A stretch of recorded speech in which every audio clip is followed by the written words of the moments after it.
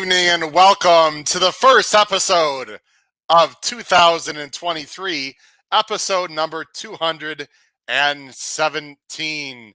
I'm your host, Howard Kravitz. Thanks for joining us today on the HHH Racing Podcast as we are going to tell you our predictions for 2023 and also our New Year's resolutions, hopes, and dreams for the horse racing season. Thanks for joining us tonight. Please make sure you subscribe on the bottom right-hand side of the screen. After you do that, hit that notification bell so that you know when new content will arise. And we have, count them, 3 shows, including this one this week. We're also going to have a special show, as you can see on the bottom of the screen, this Wednesday night, because there is a monster $190,000 carryover pick 5 at Aqueduct this Thursday. And of course, we have to talk about it. And we'll be talking about it live this Wednesday night, 8 p.m.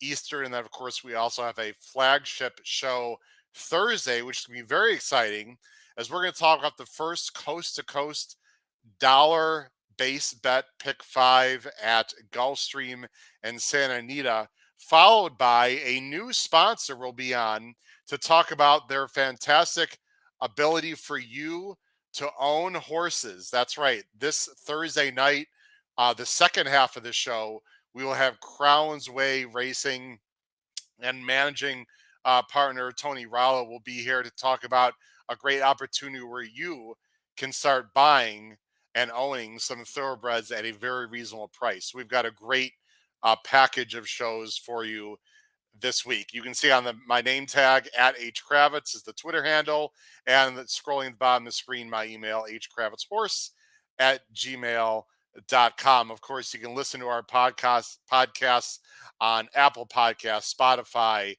and Anchor. The Power Picks. Whoa, did we finish with a bang this past Saturday on a roll? 3 out of 5 scores, including a straight exacta for $2 that paid $28, an $11 horse, an $8 horse. The Power Picks were on fire this week. And I want to thank all of you for subscribing.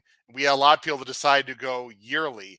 And I just want to let everyone know out there that this week I've decided to extend the ability for all you to buy a yearly subscription. There is no discount available anymore. That has stopped as of this past Saturday. But if you do sign up yearly, you don't have to worry about any kind of monthly costs, number one. Number two, I will still be offering extra video analysis and some other goodies. So it is absolutely worth it for you to switch from a monthly to a yearly subscription. I'll be doing that throughout the rest of this first week of January, as it's been very popular. Many people have chosen to do so. Last but not least, before two quick things. The new show. We have an update. The new show for 2023, episode number 1, will be Wednesday, January 11th, 9 p.m. Eastern, hosted by one of our co-hosts, Kyle Roscoe. The title of the show and more details about the show we'll be giving out Wednesday and Thursday. But the show is officially going to be starting 1 week from this Wednesday, January 11th, 9 p.m. Eastern. Kyle Roscoe will be hosting. I'm very excited about the new show. More details to come. And then finally, great website, HHHRacingPodcast.com. Pete Visco has done a fantastic job with that. I take zero credit whatsoever for that. Pete has more information, new information up there as well. Go ahead and check that out.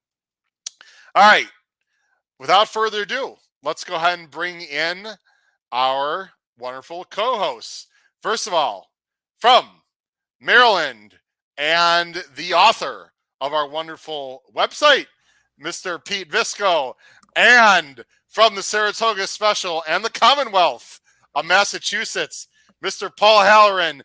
Gentlemen, how you doing tonight? We've got the crystal ball in the background. Are we ready to rub our crystal balls to tell? Whoa, what was that? And tell us what's going to happen in the new year, guys. I have the Rose Bowl in the background. I don't know about your crystal ball. Yeah, I heard Utah's playing some. Pete, do you know who they're playing? Utah? On, I Pete. don't know. Pete, how does he do this to you, Pete? Hey, I'm not a Penn State fan, so I actually like Utah in this game, but I forgot. Last I saw it was tied, but I didn't. Down. Yeah, the quarterback got hurt. It is 21-14 Penn State. Okay. Not that anyone would be watching right now, but who's Nebraska playing this year in the bowl games, Pete? Next year, baby. Matt Rule. Okay. They got another new.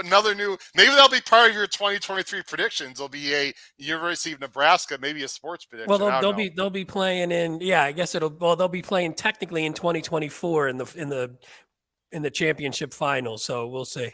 There you go. We got Trish Smith is here. Trish is excited to hear about some New Year's resolutions. Trish, thanks for joining the show. We want to hear about your New Year's resolutions also and predictions. We got Matthew Chimura. Matthew, happy New Year to you also, sir. Again, if you are watching us live, please make sure you comment in the chat. We want to hear about all your predictions for 2023. We're going to categorize our predictions here on the show. And we're going in about 40 minutes. We're going to be pretty quick, rapid fire. I'm very anxious to hear what Pete and Paul have to say. Guys, before we get into our predictions, any quick thoughts? If you're a college football fan, wow, what crazy games, guys, on December 31st. And you guys have a wonderful New Year's Eve. Any thoughts before we start? I was just going to say, it's nice. It was nice from a college football standpoint to actually have two good semifinals. Usually the semifinals stink.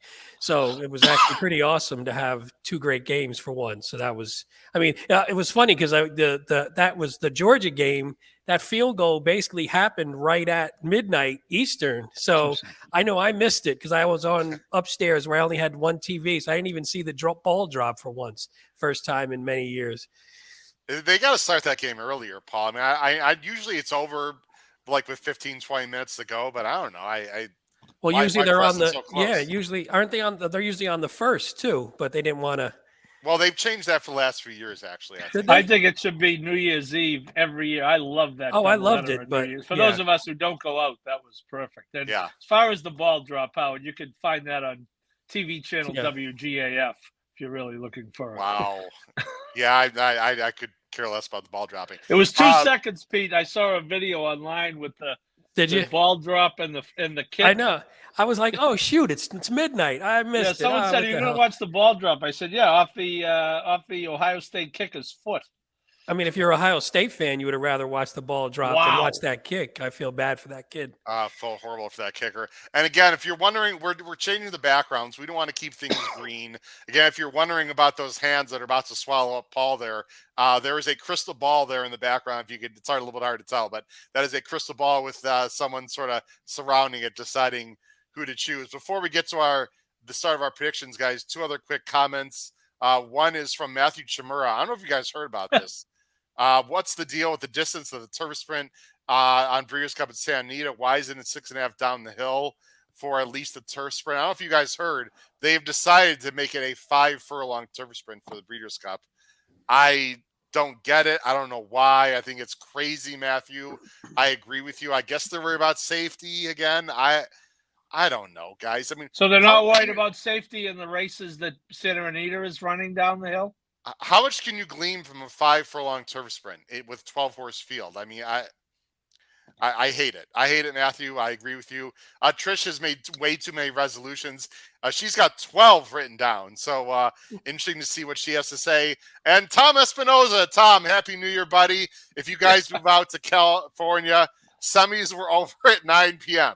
Yes, they were nice and early for you, Tom. So good point there. But I don't think any of us are moving out there anytime soon.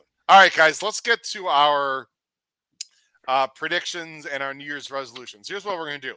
We're going to go by category. And, guys, I don't know how many you have for each category. I have like 1 or 2 written down for each one.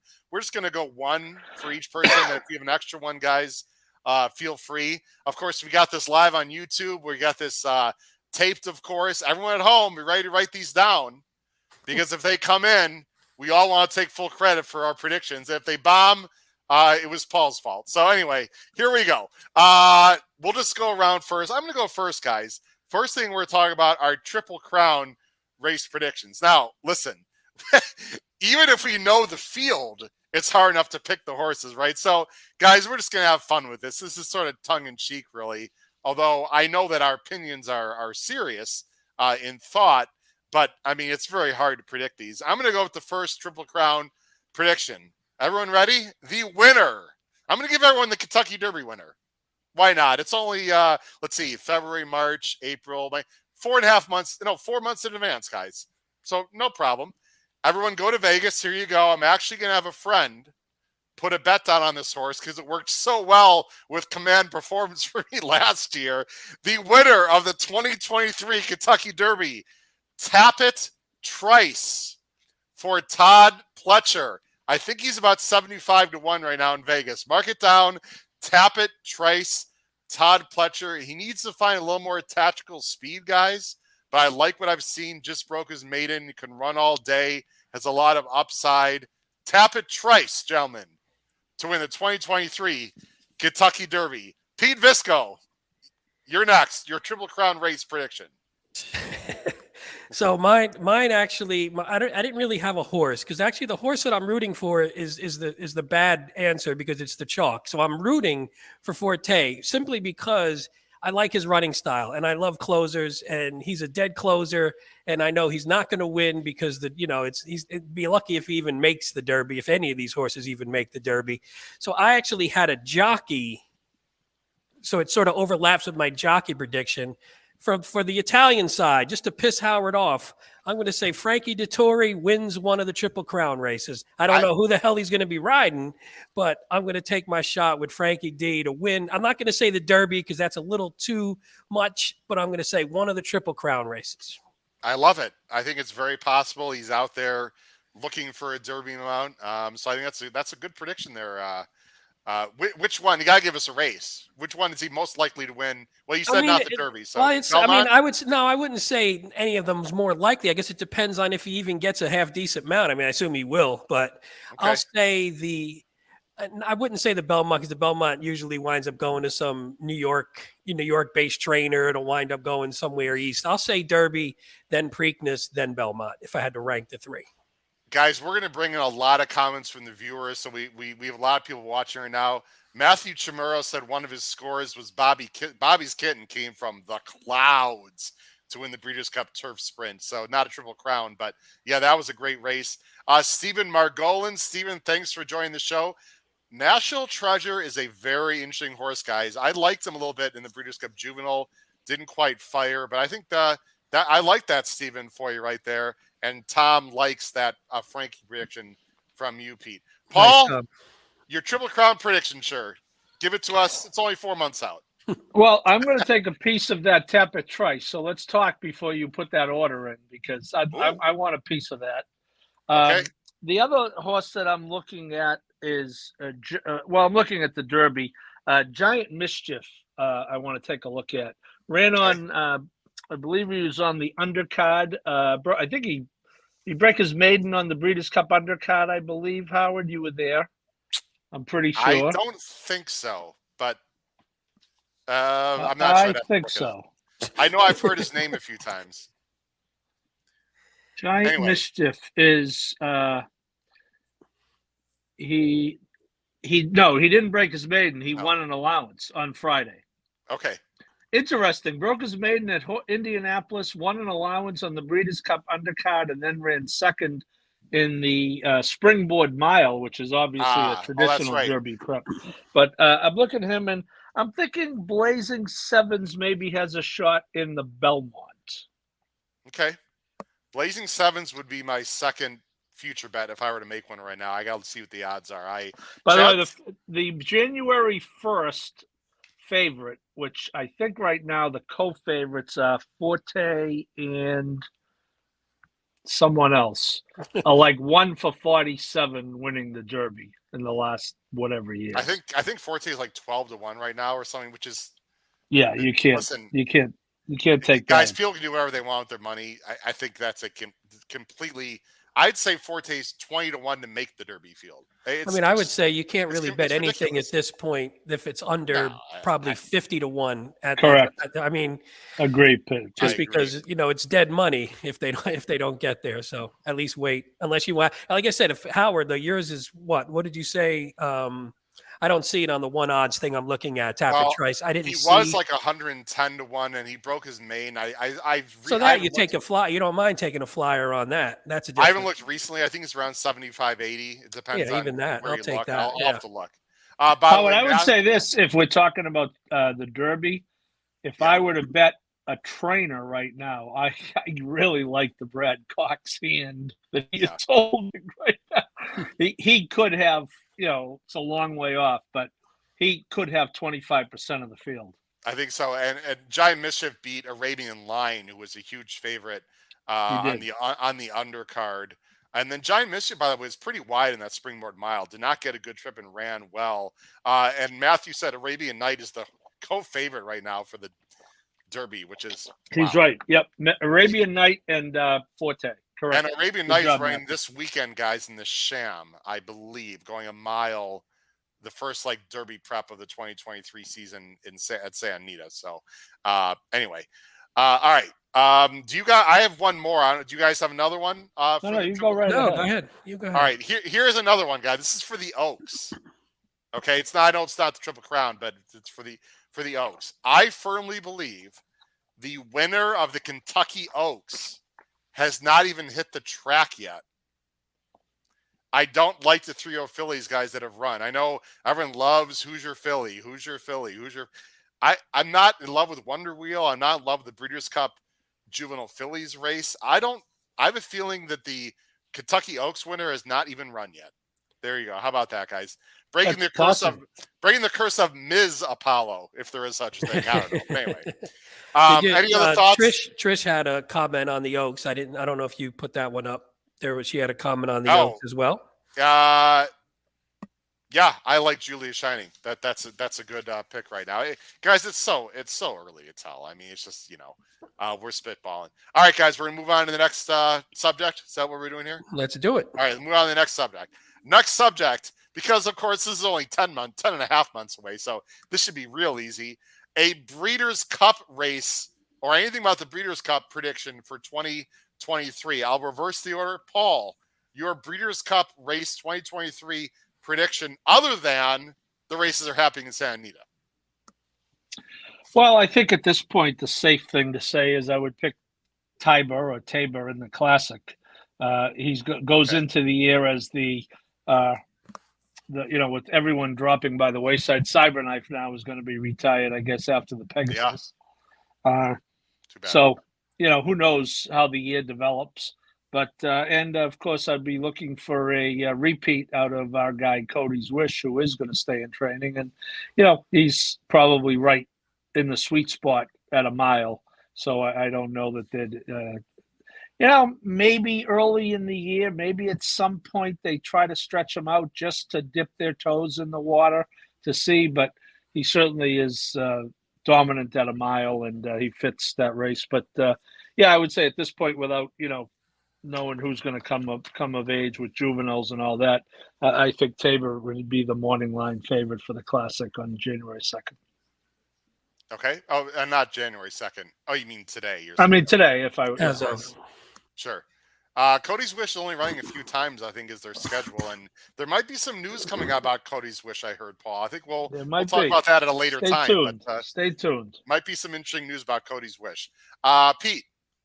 Mine actually goes against Paul. So my prediction was that this year a 3-year-old will win the Breeders' Cup Classic because of the lack of quality so far in the older handicap division. I do love Tabor. I think Tabor's primed to be the best older horse or be the best handicap horse in the country, but it's a long ways away. You never know what's going to happen. So I'm going to take a swing and say a 3-year-old is going to come out of this year and win the Classic. That's a good thought, Pete, because that is typically what 3-year-olds do very well in the Classic. They do. This year was a case of a dominant older horse against a 3-year-old, competitive but not superb group. Could go right back to form next year. Good call.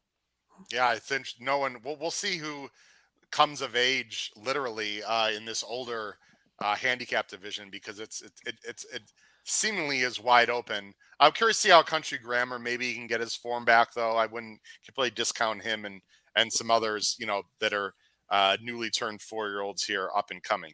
Guys, I have someone that's going to my Breeders' Cup race prediction, Paul, goes against your Cody's Wish. I'm sorry. I think someone's going to beat Cody's Wish in the Breeders' Cup Dirt Mile. And I have the winner. Everyone write it down. The Breeders' Cup Dirt Mile winner, 2023, Cave Rock. He's not going to be a distance horse. He's going to be a fantastic, there's your 3-year-old for you, Pete. I think he's going to be a monster between 7 furlongs and mile 16th. He's going to be on his home track. I think he's very talented. I don't think he's going to be a classic horse. We'll see. Cave Rock, who got upset in the Breeders' Cup Juvenile, my 3-year-old winner of the Breeders' Cup Dirt Mile. I like that. I like that one. I mean, he's so talented that the cutback should be perfect. So, I mean, you can't argue with that one. I mean, I wonder if he would go a mile, or I don't know if they're going to cut him way back and sprint him. I mean, he's not like late. Yeah, it depends. We'll see how he does. Hopefully, he also could win the damn Derby. We don't know, Pete. He's one of those though that he's going to be on the trail, and you just hope that they don't leave him on the trail too long if the results aren't there. Sometimes that kills the horse. Yeah. You want to make sure, do what he's supposed to do as soon as you figure out that that's what he's best at. Wow, Trish Smith is going to throw a little shade towards Paul here. Taba wound up retired before the Classic. Wow, Trish. Wow, Trish. I don't know why he would, but okay. Wow, that's brutal. Tom's got a prediction here. JJ Hernandez will win at least 2 Breeders' Cup races. He won like 6 over the opening weekend or some crazy number. He had a huge weekend. So that's I'm pretty sure he's not won a Breeders' Cup race yet. That'd be a hell of a story, Tom. I like that prediction as well. Guys, I got one more. You want to hear it? Do it. I'll tell you. Do we have a choice? No. Yeah, if we say no, you're still going to blurt it out anyway. So Frankie Dettori apparently is going to end his career this year, of course, and it's going to be at the Breeders' Cup from what we understand. So here's my prediction. Frankie Dettori's last ride ever will be in the Breeders' Cup turf, and he will win. There you go. Boom. Frankie Dettori will go out a winner. I have no idea on who. Some Euro monster winning the Breeders' Cup Turf Classic. You don't like that, Pete? Well, I'm going to parlay my 2 predictions and say the horse that he rides to win one of the Triple Crown races is going to be the 3-year-old that wins the Classic. So he's going to, bookend between the Triple Crown and the Breeders' Cup. So I'll parlay that. If you could take that bet somewhere, that would pay pretty damn good, I think. And just for the record, boys, I just did pick an Italian native to win a race. I just want to make that clear. You're finally pandering the way you're supposed to a crowd that you've alienated at this point. I don't think I've pandered or alienated, but that's okay if people want to believe that. All right. JJ Hernandez, by the way, 2 seconds and a third in the Breeders' Cup. Nice. Thank you. Man, this guy is just... Look at Paul. His crack research today. I love it. He must have got some extra sleep on New Year's Eve or something. I don't know.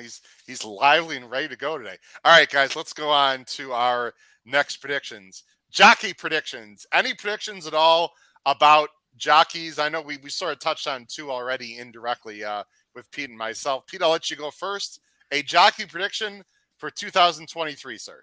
My Dettori one, so I sort of used that one. The only other one I was going to use, and I assume he is running back again, is that Flavian Pratt would win the Saratoga jockey title if he is, I assume, coming back to Saratoga.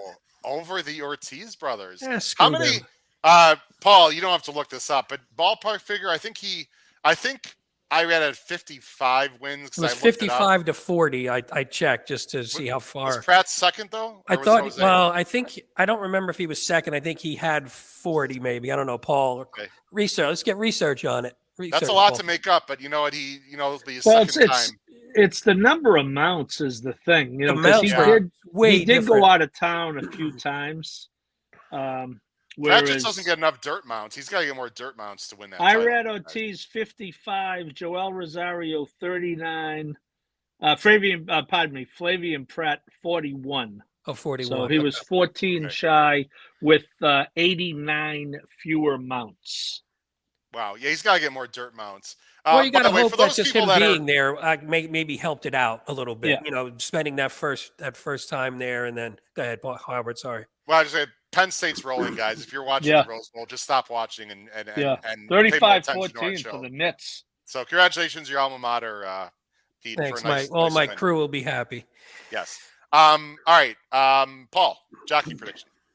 I went at this to look for a couple of guys who I think might really break out more so than usual. And the guy that I'm going to focus on is Tyler Gaffalione.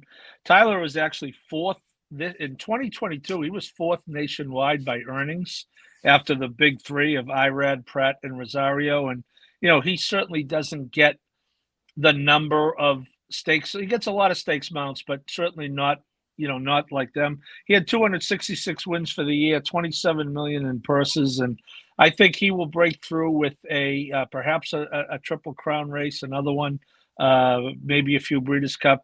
And the other guy who I think could have a breakout year, a little focused on New York, but he can really ride. Dylan Davis was actually riding exclusively in New York, was 11th in earnings nationwide, which is pretty good. So those are the two guys that, obviously you have Irad, you have Pratt, you have Rosario, you have Jose, et cetera, but those are the two that I'm looking for to have big years.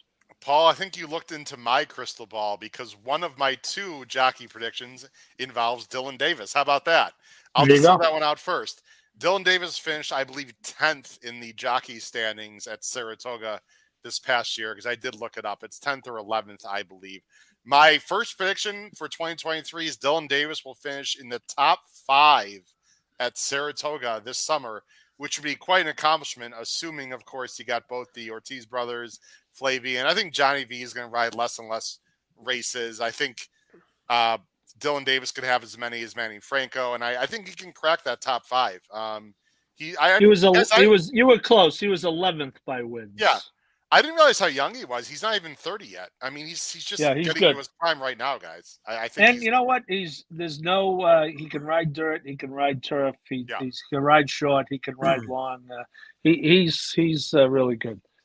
And we want to thank his sister Jackie for our Wednesday show, because she's the one who rode that 8-horse in the last race on Sunday. Of course, I wasn't watching at that point, and I always bet Jackie because she's one of my favorites.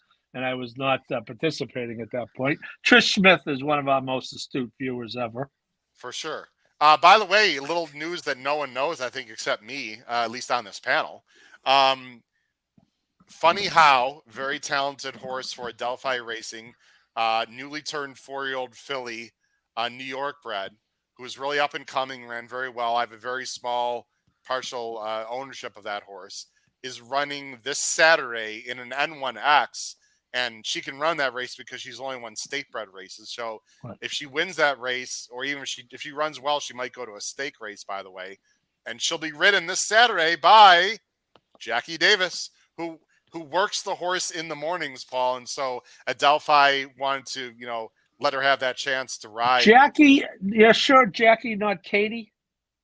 Because I think Katie works. My bad, it's rides Katie. that horse. You're right, I screwed that up. That's why I'm here, Pete.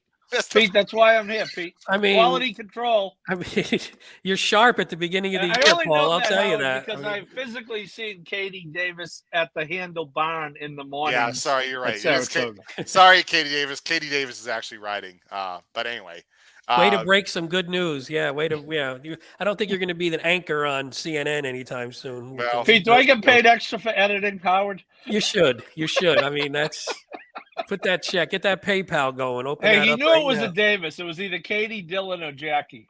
I'm still hungover, guys, from New Year's Eve. What do you want? But good for her. And good for Ray for giving her the mount, and good for her. Yeah, I think that's the right thing to do. Guys, I've got a controversial jockey prediction. Are you ready for this? And I think you guys are both going to disagree with this for reasons. I'm curious to hear what you guys got to say. One of my predictions for 2023, Irad Ortiz will get a 30-day suspension. Bam! What do you think about that? No.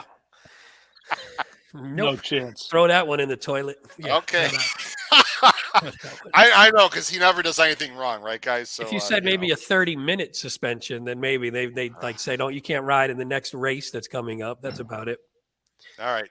Anyway, just throw that out there. All right, guys. Trainer predictions. I'm gonna go first here. Let me flip my own page here. Let me see. I have two. I'll write down. I'll say one. This should be a no-brainer. If this doesn't happen for this gentleman, there's something majorly wrong. Christophe Clement will finally be inducted into the 2023 National Racing Hall of Fame. He was nominated last year. He didn't get in. I don't know what they're waiting for. This guy's a Hall of Famer through and through. That's my prediction, guys. He deserves to get in. I hope he gets in. Can't argue with that. Pete. I actually did not have a trainer one because as I was looking, I was going, what really prediction can you make about it's the same trainers? You could say some trainer is going to step up a bit and have a better year, but is that really a great prediction where it's not picking something that no one's going to win. No trainer is going to win nobody's going to win at Saratoga. Nobody's going to be the leading money earner for the year, leading, wins for the year. It's going to be the same 6 people, same 4 or 5 people. I thought about a fun Baffert one just to piss people off, but I couldn't even come up with a good one. As usual, Pete putting a cola in the stocking. Just you know me. I don't. Linda Rice won at Saratoga, right, Paul? Linda Rice won the training title at Saratoga. She surely did. Paul, do you have a specific training prediction? Well, I kind of went at it the same way that I went at the jockeys. I mean, looking at this year, Chad, Pletcher, Asmussen, Cox, top 4, big deal. I mean, not big. I mean, I don't look at those guys are great, and yes, they get the best stock, yes, but to do it every year, they're great. Mike Maker, I think, is a guy who I don't know if he's underrated, but he finished 6th by earnings nationwide. Now he does run all over the place, but boy, unlike those other, you don't see Chad claiming horses and then running them back in stakes races, and Maker claims he specializes in older horses, really older, running turf marathons. He won a couple this year. So he was a guy that I looked at, and a guy that I would be curious about to see if he ever wants to spread his wings beyond the West Coast cocoon is Phil D'Amato, because D'Amato is really, he's not the Chad Brown of the West Coast, but he's the closest thing when it comes to dominating turf racing out there. I mean, you see just what we see with Chad, multiple horses in stakes races, etc. So it would be interesting.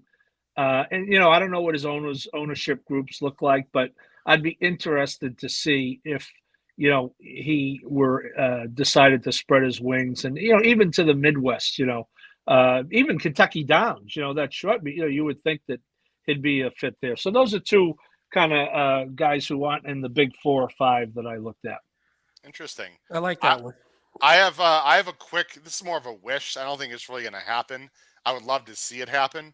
Ray Handel will have a Breeders' Cup starter.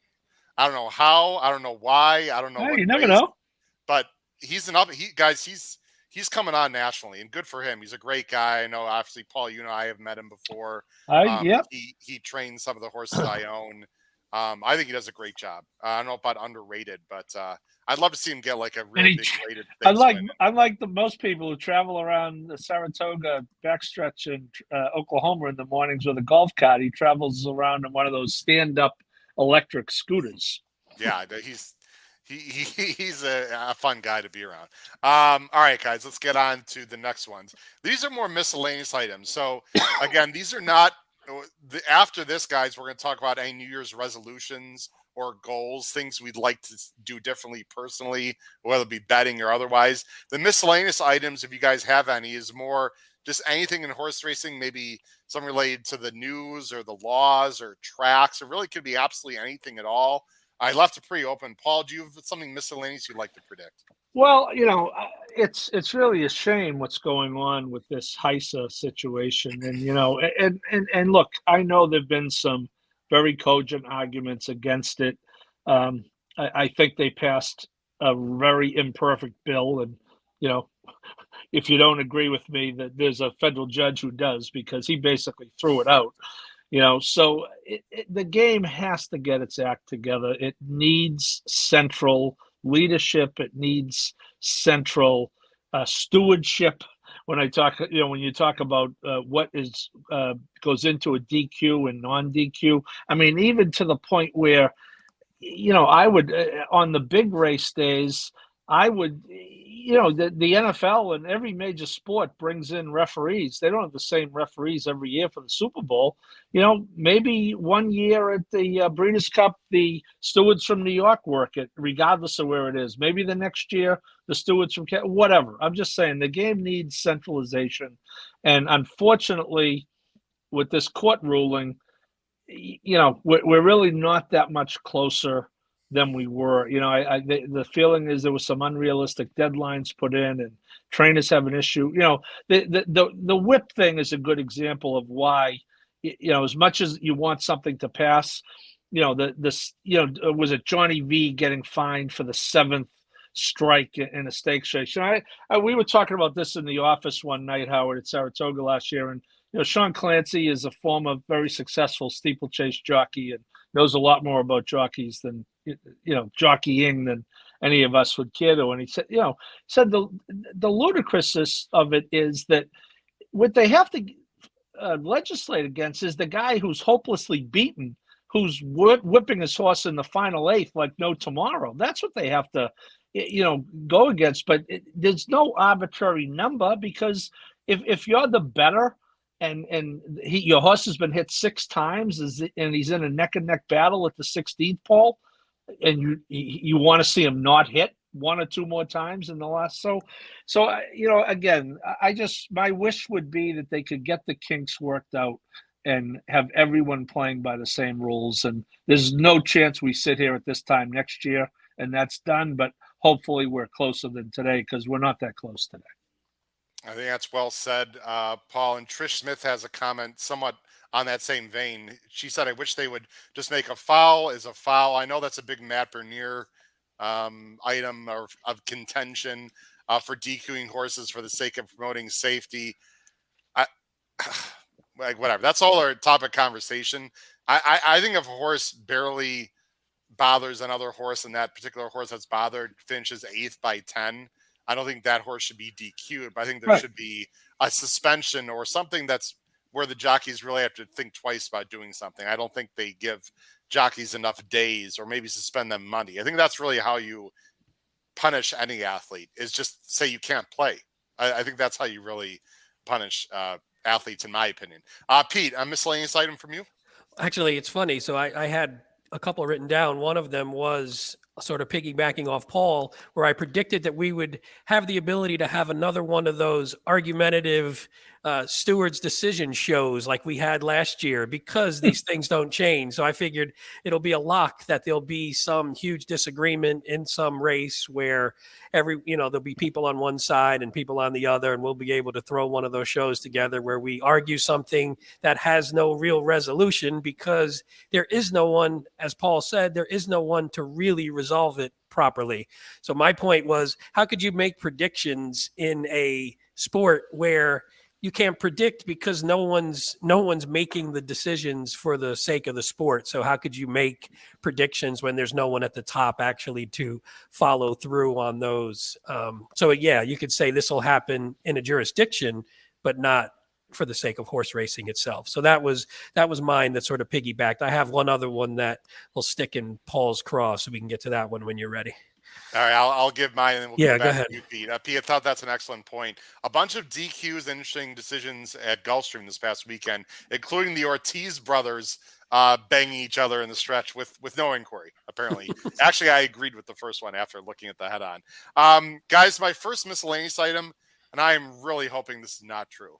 But I got to say how I feel. I have a bad feeling that one major track will close in 2023. I have an inkling as to which track it might be. I prefer not to say at this time, but I hope it doesn't come to fruition. just a feeling that we're going to see another track closing in 2023. Pete, you wanted to throw another one out there? Yeah, mine's a little lighter than that somber note that you just sorry. threw out there. Mine is that the awesome and fantastic Rich Strike will win a graded stakes race in 2023. I love it. Yes. I didn't say grade 1, and he could run against a mule in some little track that they'd name it grade 3, and it still would count. So that is my prediction for you. He's training. He's really beautiful. Training really well. Well, now he's grown up another year. Different horse now. I mean he's a year older now as the calendar passed. So he is ready to roll. You know what race I think he has a shot at? I'm actually serious about this. How about the Brooklyn Handicap on Belmont weekend? Yeah, sure. Mile and a half. Mile and a half. Just throwing a race out there. I don't know. Paul's that is that race is often won by slow horses. Yeah. It actually is. I mean, that could be his destiny. I didn't say it had. It could be anything. You could run him 6 miles for all I care, as long as he gets the graded stakes ticket punched. Paul, do you have any other thoughts? Because I have one other quick one. No, I just wanted to talk about. Here's a much more upbeat one, and I know that Paul for sure will agree with this, and Pete, you could be a part of this too. Whitney weekend at Saratoga will be by far the best and most fun weekend of 2023. Let's go, right, Paul? How does that sound? And Howard, you might get to see, if it comes to pass, you can see Christoph inducted live, because that happens that weekend. Oh, is the Hall of Fame race that Friday? No, the Hall of Fame induction is Friday, and the Hall of Fame stakes is Friday. And right, okay. Oh, that would be wow. I have covered the Hall of Fame induction 3 years running, so okay. That's part of my beat now, but for better or for worse. Of course, last year there were no humans to talk about. No one alive was inducted last year, but thankfully Gary Stevens was very eloquent talking about Beholder. emceed by former guest of 2022, Tom Durkin. There you go. It really is. I'll tell you, Howard, you and I've mentioned this to Matt, for those who are real aficionados of the history of the game, depending on who gets in, but it's really a neat ceremony, and it's over. It's over in like 90 minutes. It's not a long and drawn out thing. It's a good take. By the way, before we move on, the one thing I didn't make a prediction because I don't necessarily think it's going to happen, but you guys always get mad because I poo-poo the trainer and jockey stuff because I just don't give a crap for the most part. My thing would be if they made meet-specific betting that you could do where I could bet the trainer, bet the anything, bet the jockeys, bet the wins, bet the hand, whatever it may be. I think if you did that, people would care even more because then you would have something to, since betting is becoming so much more prevalent, sports betting and everything around the country, start throwing more sort of odds based and not, parimutuel based. And, we talk about fixed odds in some places already, but if you did fixed odds, plus you could start betting on people and props and things like that. I think that's coming, Pete. Game. I know it's coming. It's just, I'll never trust the prediction on that, Paul, because I don't know. Even in a day, I think you're going to see, I read Ortiz today. Over under. I would love that. I mean, I would do that for sure. I love it, Pete, and they do that in Europe, by the way. I don't see any reason why they won't be doing it. I mean, we do it on every other sport. I mean, I bet more stupid parlays per day on more garbage now. Might as well bet them on these as well. That's not including the horizontal horse racing betting, right? Which is basically a parlay. Okay, I like to do all the stupid bets in every sport as much as possible. Perfect. Jeff Amster agrees with me. He says Whitney weekend is the best weekend of the racing all year, and that includes the Breeders' Cup. See you and Paul in the backyard. Jeffrey, excited about that, man. I unfortunately we got to wait another 8 months. Actually, I almost said the day, Jeffrey, we look forward to that. Yeah. All right, guys, we're going to end the show with, and we'd love to hear those of you that are watching, and if you're going to be watching this as a replay, or if you're going to be listening this later on one of our audio platforms, please put below the video player any predictions for 2023 New Year's resolutions. We'd love you to fill up the YouTube channel below the video player. All right, New Year's resolutions, guys. I have like 6 or 7 written down, but we're not going to probably get to, well, I don't know. I don't know how much time we'd have here. Pete, we'll just go. I'm assuming you guys have more than one. Well, quick wrap around, Pete. It could be anything, either a resolution or a betting goal. Just something. This is more for you personally now. Go ahead, Pete. Yeah, I had one. I mean, a couple of them weren't necessarily all that fun, but one was, since we talk about so many horizontal bets on here, was one to be a little better about playing tighter horizontal tickets with higher denominations. So really, trying to not getting sucked into, oh, I want to include this horse, and then you start spreading it out and you don't get the big denomination. So trying to tighten the tickets up and playing them for a little bit more to try and make that score and just be confident in your opinions instead of being wishy-washy about it. I like it. The Pete press up. We'll call him the I new love PP, it. That is Pete good. Finally, you're adding some value to this damn show, Howard. I like it. I like it. Literally adding value. Yes. Paul.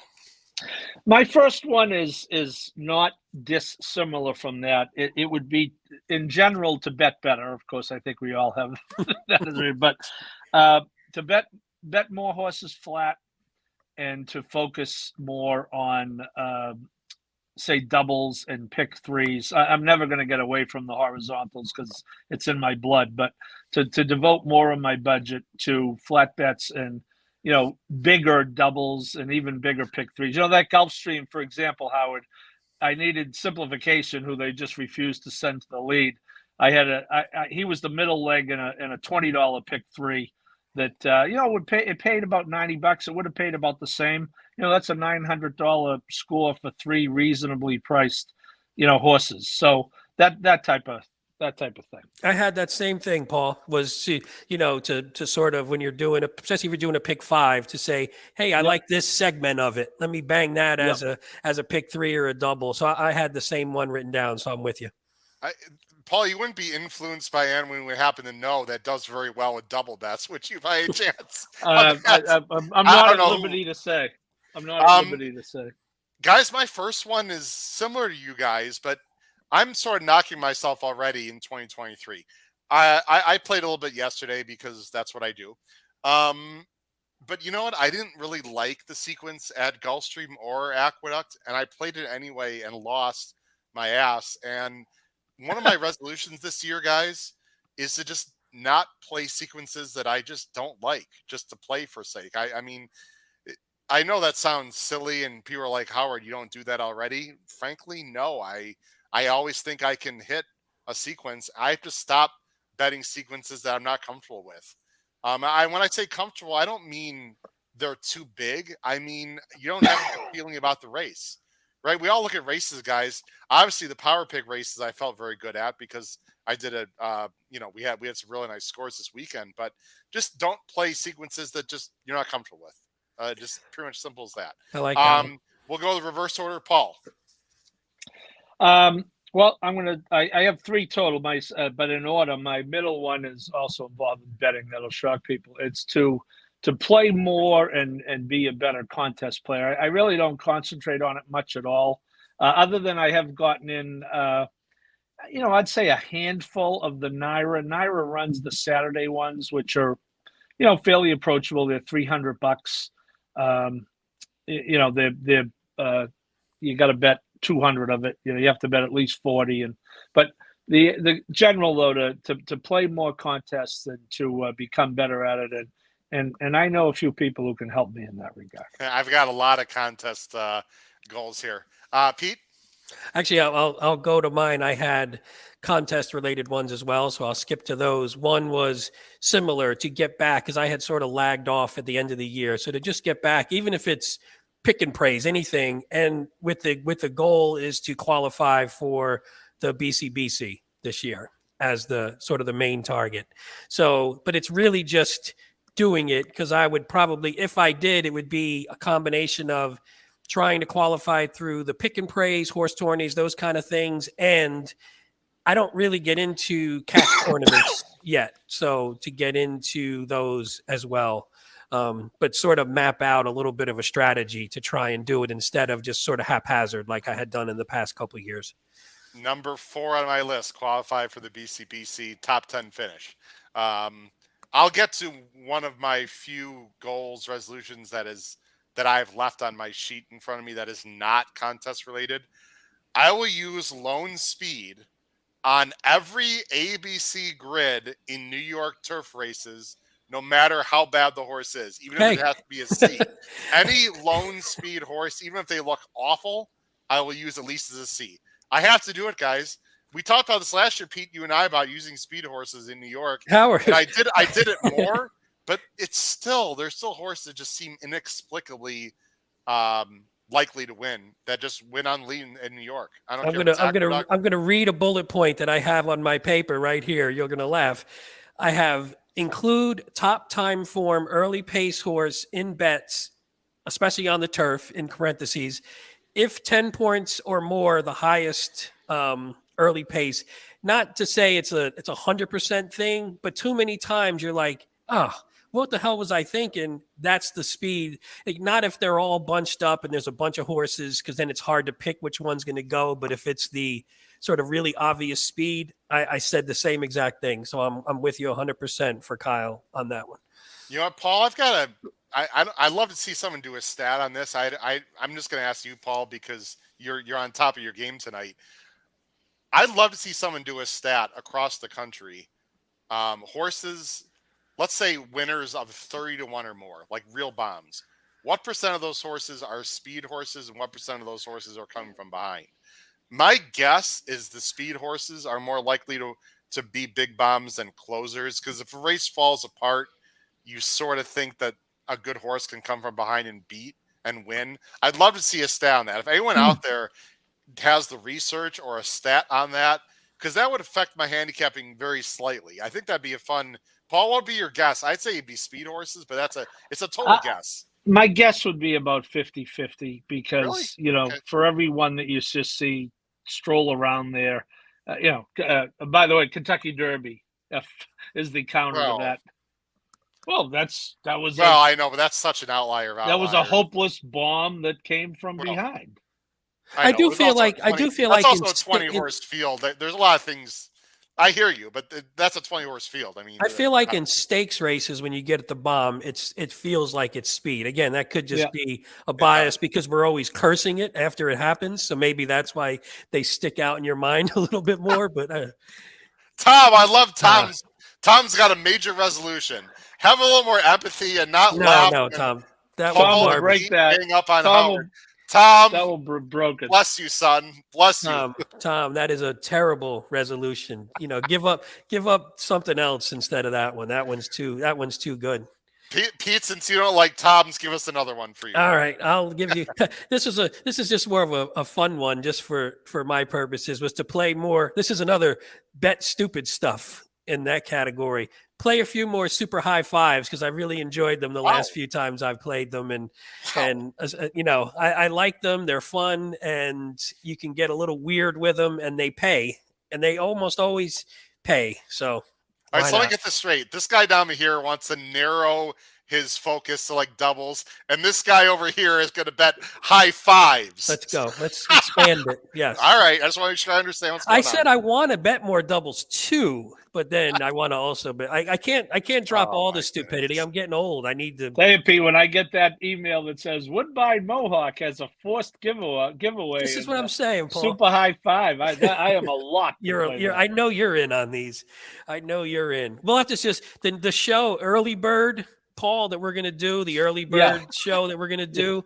We're going to just focus on super high fives. Screw the horizontals. We're just going to do super high fives, Early Bird. Oh, my goodness. Going to the pentafecta is wonderful. Must play all in last leg. Hey, the one I hit in the Classic had all in the second leg, which is how I wound up hitting it. So, you just got to sprinkle it all in there somewhere. You could pull Dave Weaver on FanDuel, likes to single in the 5th spot. Yeah, probably not going to do that. But good luck with that one. Yeah, I'm not going to do that one. Paul, we'll go in about 5 minutes, guys. One more. Okay. Sure. The last one is just I am working on a few things, and I'm hoping that a major project might come to fruition this year. In the process of making some decisions. and it will not affect my appearance here whatsoever. It's in theme, so stay tuned. Yeah, I like the mystery. I love it. I think I might know what he's talking about. Guys, real simple.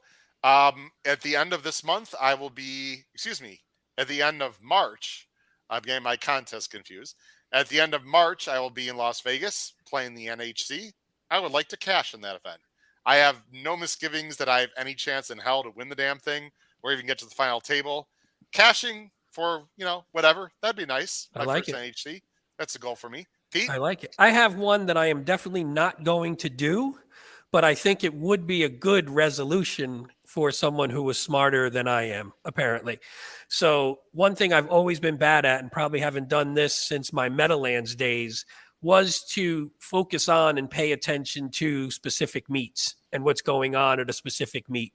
And I don't do that at all. I sort of just bounce around whatever the big day is of the weekend, or if something strikes my fancy just for the hell of it, I'll take a look at a sequence or something, but I don't sit and focus on a meet, what's going on with the jockeys, what's going on with the trainers, what's going on with the biases on the turf, on this and that. I just don't do that. And I think obviously that's the smartest way and most effective way in some cases to win at a meet. So I'm not going to most likely do it, but I think that would be a worthwhile resolution.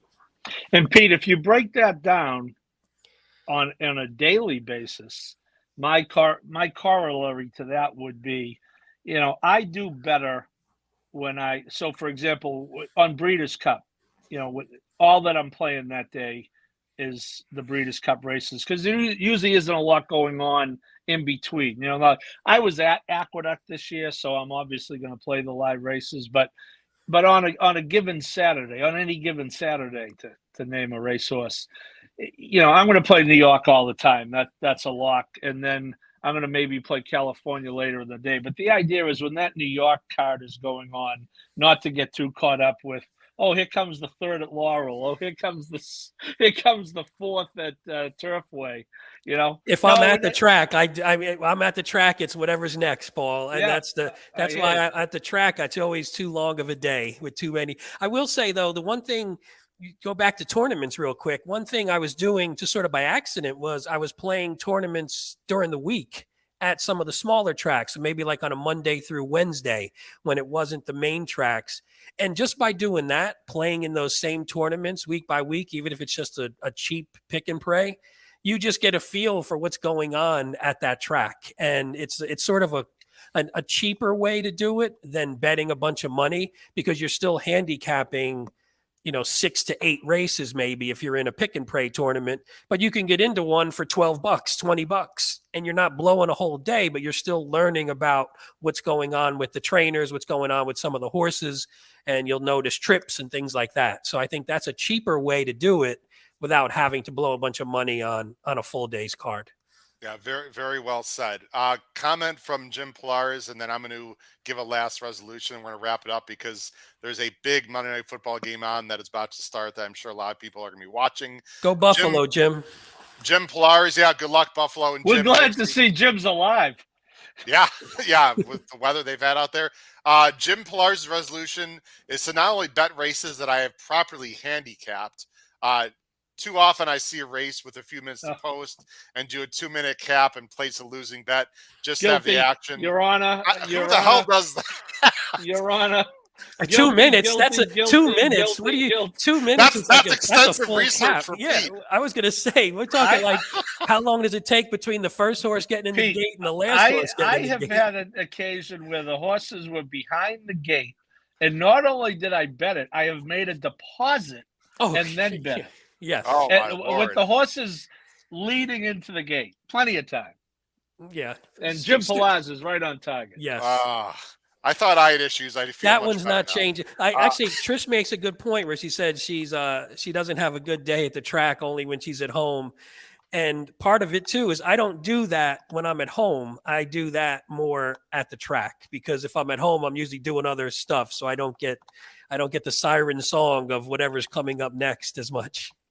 Guys, I have 2 quick ones just to end the show, and then we're going to let everyone go. My 2, one is more wishful thinking. The other one is I think, doable realistically. I'd like to have 3 or more 5-digit scores this year, which can include contest plays. So I had 2 last year. I'd like to have 3 this year. That's a goal of mine. And my last goal, maybe Paul can help me with this, maybe not. This is a bit of wishful thinking. I would like to make a guest appearance as a co-host on Talking Horses through the Naira Network. I highly doubt it will happen. I don't know. Andy, Maybe. Listen, Andy, we know Andy. Andy We has know said Anthony. nice things about you. Big A was on our show. Got some connections in New York. I don't know. Maybe on a Wednesday or Thursday when someone is sick or so. I don't know. Wishful thinking. You know who's doing that this weekend, Howard? I do. Sarah El-Badwi. Sarah El-Badwi. Exactly. So, guys, listen, we had a lot of fun tonight. Hope everyone there enjoyed our predictions and suggestions and New Year's resolutions and goals for 2023. Guys, I don't know about you, but it's always nice to turn the calendar and sort of refresh and restart. This week, just again to remind everyone, Wednesday, huge day. We're going to go back to our regularly scheduled time, 8 p.m. Eastern. We're going to have a preview of the Pick 5 carryover that is Thursday at Aqueduct. It's almost $190,000 in the kitty. And then this Thursday show, we'll cover the Stronach Coast to Coast Pick 5. So much for betting doubles. Gulf Stream through San Nita. We start next week. And then, guys, a new sponsor, Crown's Way Racing, will be here Thursday night. Tony Rallo with a great way for everyone to get involved in horse racing ownership at a very reasonable price. That's happening this week. Pete and Paul, thanks for joining us. Thanks, everyone, for listening. Good luck, everyone, with their 2023 predictions, resolutions, and goals. We'll see you this Wednesday night to talk about Aqueduct Pick 5 carryover. Take care, everyone. Have a great night. Bye-bye.